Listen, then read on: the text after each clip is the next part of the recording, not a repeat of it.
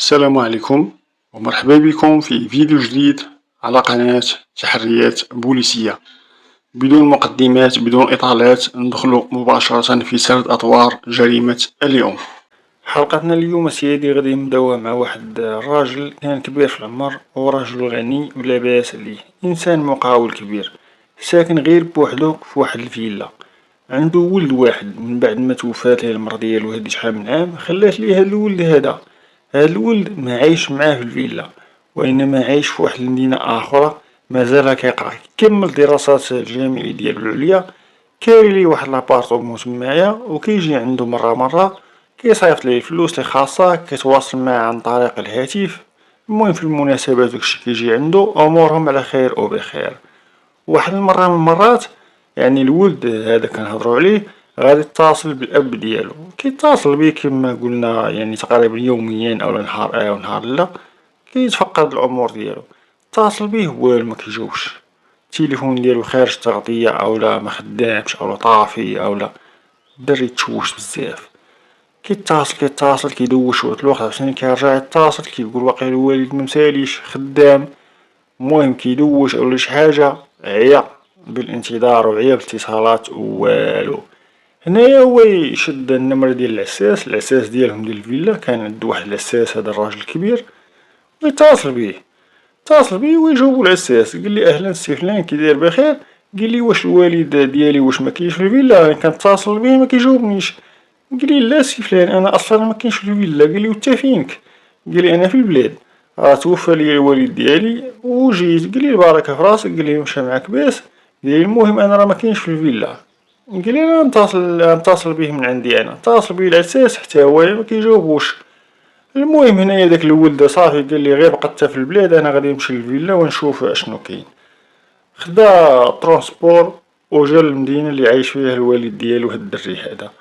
جا دخل الطوموبيل ديالو، كيدخل للفيلا كيلقى السيد مقتول، يعني بواه مقتول مطعون عدة طعنات ومرمي في بيت النعاس ديالو. والقضية يعني باينة شي واحد دخل الفيلا قتل ليه بواه وسرق الفيلا كاملة، لأن أمارات السرقة كاين تمايا بزاف. صافي هنايا الولد تخلع بزاف واتصل بالبوليس. البوليس انتقلوا مع العين المكان، جاو الفيلا كيدخلوا كيعاينوا من نفوسهم وجود هاد الجثة ديال هاد الراجل الكبير في بيت النعاس ملقاة على الأرض وغارق وسط الدم ديالو. علمو النيابة العامة، جات الشرطة القضائية والعلمية وبداو في المعاينات الضرورية ديالهم. كيسولو الولد، كيسولوه قولي ودي واش نتايا فتحتي الباب بالساروت او لقيتيه محلول؟ قالهم لا سيدي لا ما لقيتوش محلول وما لقيتوش مكسور او مهرس ولا شي حاجه، فتحت بالساروت ودخلت. اللي حتى طلعت لبيت الناس عاد لقيت الوالد ديالي في هذه الحاله هذه، الله ياخذ الحق في هذا اللي قتلو. ولقيت البيت ديال الناس مرون والماريو يعني مبقشش، ما كايناتش شي حاجه والو، لا فلوس لا ذهب لا حتى شي حاجه. والوالد ديالي راه كان ديما الفلوس ديالو عنده هنايا، كان هو كيخزن الفلوس هنايا بزاف، يعني ما بالك كانت كتكون كبيره. انا ما عارفش بالضبط ما نقدرش نقول لكم شحال، المهم راه كاين شي ذهيبات ديال امي الله يرحمها وكاين الفلوس صحيحه هنايا. كيلقاو فعلا نيت امارات سرقه البوليس. الجثه هزوها داوها المستودع العبادي الاموات وبقاو كيرفعوا البصمات، يرفعوا اي اثر اي دليل اي حاجه تمايا. كيدورو في الفيلا كامله. الفيلا كان عندها واحد السور، هذاك السور كتلقى واحد الجردة، عاد كتلقى الفيلا وسط منو. قالوا ربما هاد السارقين دخلوا من السور، ولكن ما كنلقاو لا باب ديال الكوزينه اللي كيشوف الجردة مباشرة لا مهرس، لا الشارجم ديالها مهرس لا حتى شي حاجه. ربما دقوا على الوالد ديالك وحليهم ودخلوا عليه اولا كانوا معاه هنايا وقتلوه. الوالد كيقول لي ما ودي انا راه الوالد الله يرحمه راه كان راجل مزيان، ما عندوش مع شي حاجه حتى اللي هي اصحابو ناس بعقلهم وبحالو في المستوى الاجتماعي والمستوى الفكري كيريحوا معاه بعقلهم. هو ما عندوش مع شي ديال الثارة اولا كيمشي مع هادي ولا هذا اولا كيدير شي بلية. ربو الله يرحمه كان راجل مزيان. صافي هنا يبداو في الابحاث ديالهم البوليس، واول واحد غادي يهضروا معاه هو العساس تدعوه جابوه من البلاد. تفاجأ حتى هو تفاجأ بهادشي هذا. قالوا ليه قول لي انت بعدا امتى مشيتي للبلاد وعلاش مشيتي وعلاش خليتي الفيلا غير بوحدها مع هاد الراجل غير بوحدو، ياك هو مخدمك هنايا؟ قال لي ما ودي انا راه ما كنمشيش ونخليه، راه غير واحد طارئ جاني على غفله ومشيت وخليتو. شنو هو الطارئ هذا؟ الوالد ديالي توفى، عيطوا لي من البلاد قال لي ودي راه الوالد ديالك توفى. قلت الحاج، يقول لي هو الحاج، قال لي صافي غير سير، عطاني واحد البركه دور معايا ومشيت. هادشي اللي كاين. اللي حتى كيتصل بيا ولد الحاج كيقول لي راه كنعيط لبا ما كيجاوبنيش. قلت لي انا راني في البلاد، انا ما كاينش تمايا، اللي حتى كتصلوا بيا نتوما انا راني ما عرفت حتى شي حاجه. هنا البوليس بصراحه شكو في هاد العساس، قالوا غادي يكون هو مول الفعله، صفاه الراجل وخونو ودار لينا هاد الفيلم هذا، عارف بان ولدو ما عايش معاه هنايا وكيتصل بيه مره وغيدوزها عليه، ولكن حنا ما يدوزهاش علينا. سولو الطبيب الشرعي، هاد السيد امتى مات تقريبا، الزمن التقريبي ديال الوفاة ديالو. قال لهم هذا مات تقريبا مشي نهار على اكتشاف الجريمة، شي نهار بحال ما هكاك، وبالضبط مع جويه هذيك العشرة تسعود، ما بين تسعود لعشرة تاع الليل. هاد التوقيت بالضبط تأكدوا البوليس بأن العساس كان في البلاد، ما كانش في المدينة بتاتا. سولوا العائلة ديالو تمايا، سولوا الناس صحابو الجيران، فعلا نيت بوه مات ومشى كي ياخد واجبات العزاء ديالو. يعني العساس خارج اطار الشبهات، ولكن دابا العساس خاصو يعاونهم. شكون اللي كتردد على الفيلا؟ شكون هما صحابو؟ واش كيستقبل شي بنات او شي حاجه؟ العساس قال نفس الهضره اللي قال ولدو. الحاج الله يرحمه كان راجل مزيان، ما كيستقبل في دارو حتى شي واحد. ملي ماتت مراتو ترونكيل، السيد خدام على راسو، كيمشي للخدمه ديالو كيجي. يعني كانت عنده واحد المقاوله، ما كيستقبلش شي دراري ماشي اللي ماشي في السن ديالو اولا كيتعاطى شي بليه ولا شي حاجه، والو السيد ترونكيل. هنايا كيسولو عاوتاني الولد، كيسولوه واش باك كيستقبل في الدار شي واحد؟ قال لهم لا ابدا، نفس الهضره اللي كيقول العساس كيقول الولد. هذا الراجل هذا ما كان كيستقبل في دارو حتى شي واحد، لا بنات لا ولاد.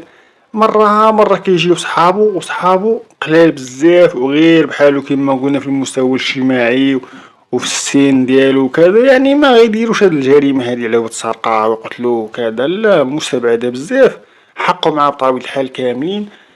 هنايا قال لهم الولد ودي واحد القضية، الوحيد اللي جا عنده هادي واحد 3 شهور بحال ماكاك اولا شي شهرين ونص بحال ماكاك. واحد السيد صاوب ليه واحد الماريو في بيت الناس. فعلا نيت الماريو اللي كان في بيت الناس كان واحد البلاكار كبير بزاف ومصروع، واحد الديكور اللي هو مزيان وكذا، مصاوب على حقه وطريقه.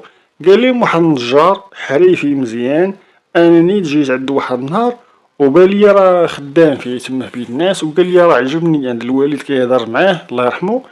قال لي اودي راه عجبني هاد الديكور هذا، شفتو في واحد البلاصه وقلت لي غتصاوب ليا بحال هاد الديكور. وهاد النجار هذا مسكين راه هو اللي غادي يصاوبو ليا، وصاوبو ليه زوين نيت، هو نفسه البلاكار اللي خبى فيه الفلوس هاد الحاج هذا الله يرحمه. هاد القضية قلتها لكم تقدر تفيدكم شي حاجة الله أعلم. المهم النجار هو آخر واحد دخل عندو، هو السيد يعني هاد المرحوم هذا ما كان كيدخل عندو حتى شي واحد. نفس الهضرة قالها العساس، قال لي ما ودي هذاك النجار هو الوحيد اللي دخل عندو مؤخرا، هادي واحد شهرين ونص أو 3 شهور، باش صاوب ليه المالية. هاد النجار فين نلقاوه؟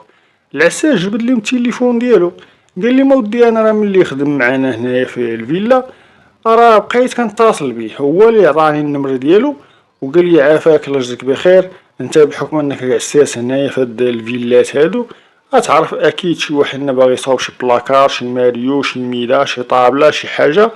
هاكا التليفون ديالي ولا كان شي بريكول راه غندور معاك. وفعلا ني شفت ليه واحد البريكول عند واحد السيد هنايا، وصاوب واحد الطابلة لواحد السيدة هنايا، اني شفتهم ليه وكيدور معايا مسكين، وبقات العلاقة ديالي معاه مزيان. دابا غتصل لينا بيه وتقول ليه يجي عندنا.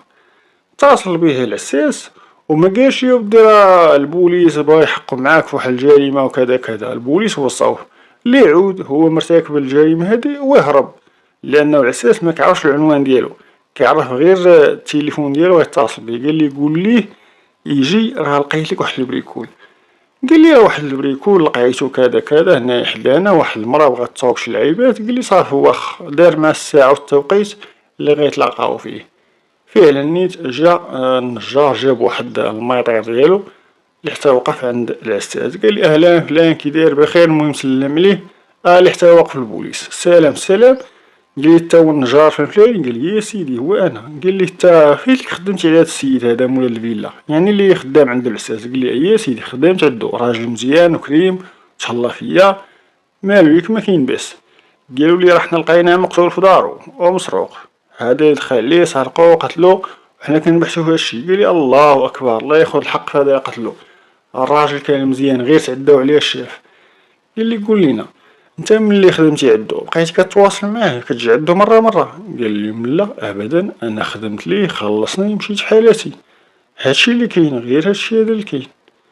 ما حاولتيش انك ترجع عندو تشوفو اللي كاينه شي خدمه، لا بغا يصاوب شي حوايج اخرين لا كذا، لا ابدا لا، انا خدمت ليه خلصني تهلا فيا دور معايا مزيان.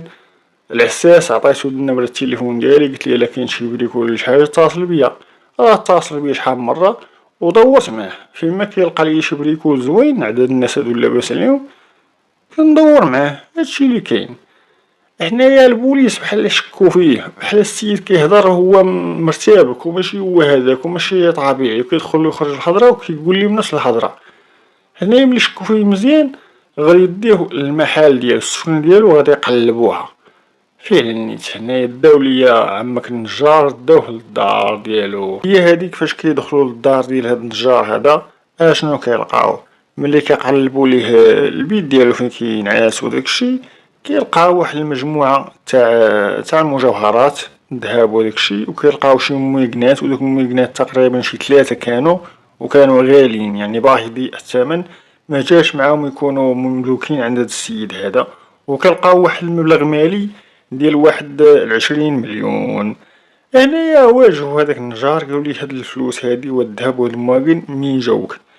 قال لي ودي هاد الذهب هذا راه الصراحة خلاتو ليا الوالدة الله يرحمها، وهاد المواقن هادو راه انا عزازين عليا المواقن، كل مرة كنشري شي حاجة اللي عجباتني، والفلوس هادي راه شحال من عام وانا خدام وجمعتها.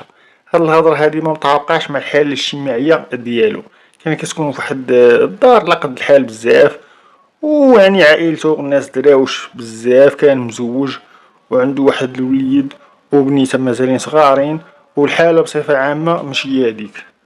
من غير هادشي هذا كامل هزو هاد المواقن هادو ووراهم لولد الضحية، تعرف عليهم مباشرة وقال لهم هادو ساعات ديال الوالد الله يرحمه، كذلك مثال العساس تعرف عليهم.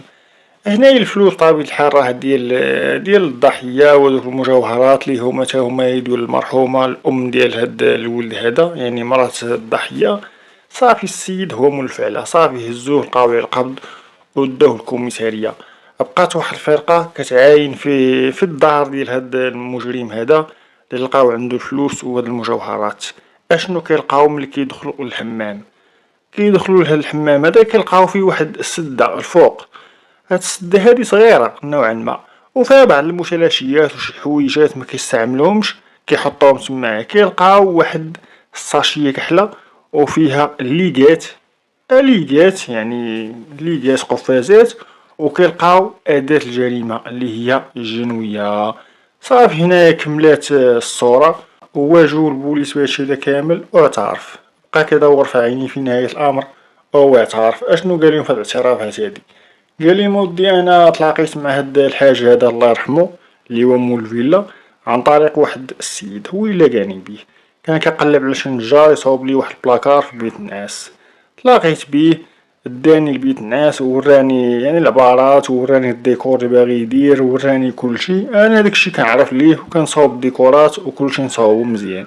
تفاهمت معاه واحد الثمن معين، كان ثمن اللي هو كبير بزاف. دخلت عندو للدار صاوبت ليه المسائل، شرا العود شرا كلشي، صاوبت ليه البلاكار كيما بغا هوايا. وانا ملي صاوبتو وجهزتو وقاديتو بدا كيحط فيه المتاع ديالو يعني حويجاتو وكذا كذا. من ضمن الحوايج شفت هاد الذهب وشفت هادوك السويع وشفت الفلوس، وبالي السيد غني. ومن خلال الخدمة ديالي معاه تما في الفيلا تعرفت على العساس وعرفت بانه تا واحد ما كيجي عندو ولدو اللي كان عايش في واحد المدينة اخرى كما قلنا في بداية الحلقة. كيجي عندو مرة يعني في غالب الاوقات غير بوحدو. هاد الراجل هذا اللي كان غني مزيان. هنايا هو هذاك الحس الاجرامي فاق على هذا النجار هذا. هذا النجار هذا ما كانش انسان طبيعي هو انسان كيخدم بما يرضي الله، وانما كان في النوايا ديالو كانت السرقة والاجرام، والحاجة اللي لقاها يعني سالكة ويقدر يديها حتى واحد ما يدي ما يجيب يديها ما يعقلش على مولاها. هنايا شنو دار هويا؟ هو بقى كيتواصل مع ديك الساس، هذيك الساس بقى كيتواصل معاه، قال لي شوف عافاك الا بالك شي بريكول هنايا اتصل بيا، هاد الناس هادو لاباس عليهم كيتهلاو في الناس وكذا، وهاد الحاجة هادا راه دور معايا مزيان وصورت معاه واحد اللي هي جميلة اللي هي زوينة بزاف. عطاه التليفون ديالو، مرة فعلا نيت العساس شاف لي شحال من بريكول على حساب الحضرة ديالو، ولكن هو راه مكانش الغرض ديالو في البريكولات، وانما كان الغرض ديالو يعرف هداك العساس ايمتى غادي يمشي للبلاد، لانه من خلال الجماعة ديالو معاه شحال من مرة عرفوا بانه ما كيمشيش للبلاد بزاف، مرة في الاعياد المناسبات، الى مراتو ولدات، الى كان شي طارئ معين مثلا غير بحكا، هو مرة كيتصل بيه، لان داك العساس هو العائق الوحيد ديالو قدام ما ينفذ الجريمة هادي. المهم العساس مرة او هداك النجار مرة كيتصل بهاد العساس، اسبوع جوج كيعاود يتصل بيه كيشوف واش مشى للبلاد او لا، اللي حتى هذاك النهار غيتصل بيه يقول لي اودي انا راني شاد الطريق غادي للبلاد، يقول لي مالك ياك ما كاين باس، قال لي ودي راه الوالد توفى وغادي كذا وغادي نبقى واحد 4 ايام ولا شي حاجه، خليت الحاج غير بوحدو. ايوا قال لي سير البركه في راسك وكذا تجي ونتلاقاو، قال لي مرحبا. قطع عليه التليفون. هنايا هو خدا واحد المعلومه مهمه وكان كيتسنى فيها شحال من شهر هذا، خدا بان العساس ما غيكونش في الفيلا، والفيلا غير بوحدها خاويه كاين فيها غير داك الراجل الكبير، والولد كما قلنا راه ما عايش معاه تما في الفيلا. قرر انه ينفذ الجريمه ديالو، مشى مع جويه هذيك 8:30 9 العروب. المهم بقى كيتربص تما يورا ما عنده لا ساروت لا والو. وصلت هذيك 9 بحال ما هكاك صونا في الباب ديال الفيلا. حنايا طبيعي الحال العساس راه ما كاينش، كاين غير داك الحاج بوحدو. خرج عندو لقاه النجار، طبيعي الحال هو راه كيعرف وراه خدم ليه. قال لي كما كاين باس، قال لي غير سمح لي الحاج وصافي جيت عندك في هذا الوقت. قال لي ما كاين باس ماشي مشكل. قال لي زيد تفضل، نبقاو مجمعين دابا في الليل في الزنقه. دخلو راه كيتيق فيه السيد، دخلو للصالون. قال لي تشرب شي حاجه؟ قال لي ما كاينلاش. قال لي كما كاين باس جاي عندي في هذا الوقت.